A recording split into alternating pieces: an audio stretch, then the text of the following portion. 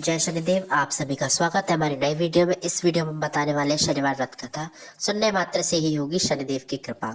तो वीडियो को पूरा देखें। वीडियो पसंद आए तो वीडियो को लाइक करें, चैनल को सब्सक्राइब करें। आपको ऐसी ढेर सारी वीडियोस हमारे यहाँ मिलती रहेंगी। एक बात की बात है, एक ब्राह्मण अपने परिवार के साथ एक गाँव में रहता था।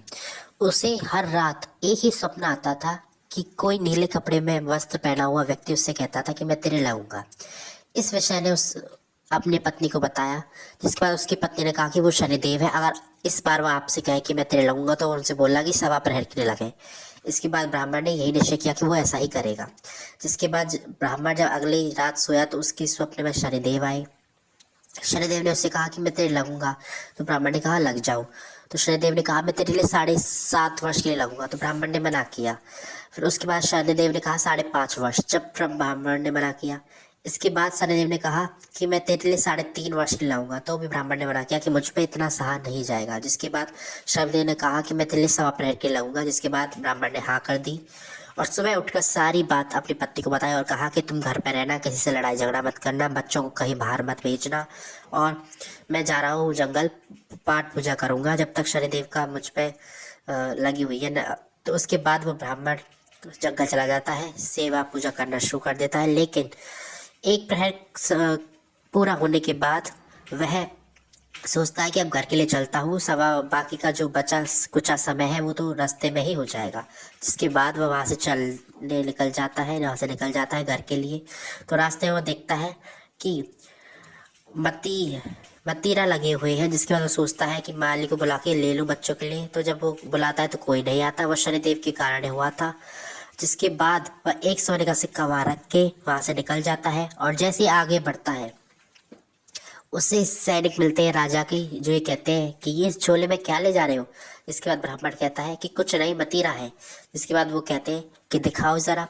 तो जैसे ही ब्राह्मण ने थैला खोलता है उन्हें दिखाने के लिए, तो ये देखता है कि जो उसका थैला है उसमें कोई भी मतीरा नहीं है, यानी कि उसमें शनिदेव की कृपा या वक्र दृष्टि के कारण जो मतीरा थे वो राजा के बेटों के सिर में परिवर्तित हो चुके थे।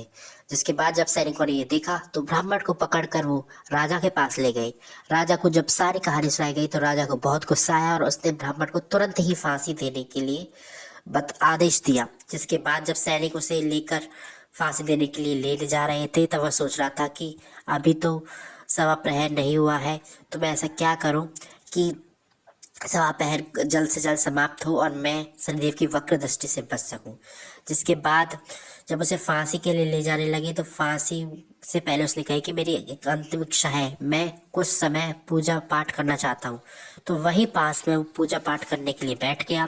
पूजा पाठ करने लगा तो जो बचा कुचा समय था सवा प्रहर का वो भी समाप्त हो गया और शनिदेव की वक्र दृष्टि समाप्त हो गई।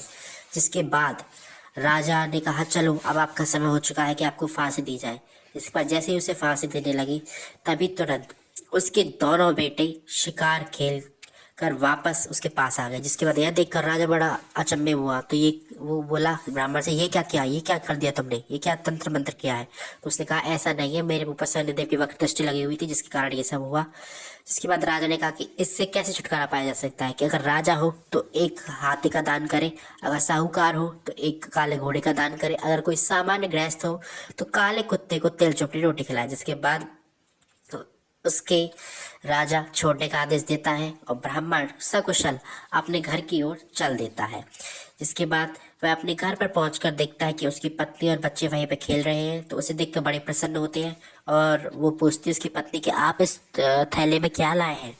तो ब्राह्मण ने उत्तर दिया कि मैं बच्चों के लिए मतीरा लाया हूँ। जिसके बाद जैसे ही पत्नी ने थैला खोलकर देखा तो उसके अंदर सोने के सिक्के भरे हुए थे, यानी धनी धन, चारों ओर धनी धन हो चुका था। जिसके बाद उसकी पत्नी बोली ये क्या, आप तो तपस्या करने गए थे, ये क्या करके आए हो। जिसके बाद ब्राह्मण ने उत्तर दिया कि ये शनिदेव की कृपा है, जब वक्त दृष्टि लगती है तो सब कुछ फांसी तक लगने की नौबत आ जाती है और जब हटती है तो धन की वर्षा हो जाती है।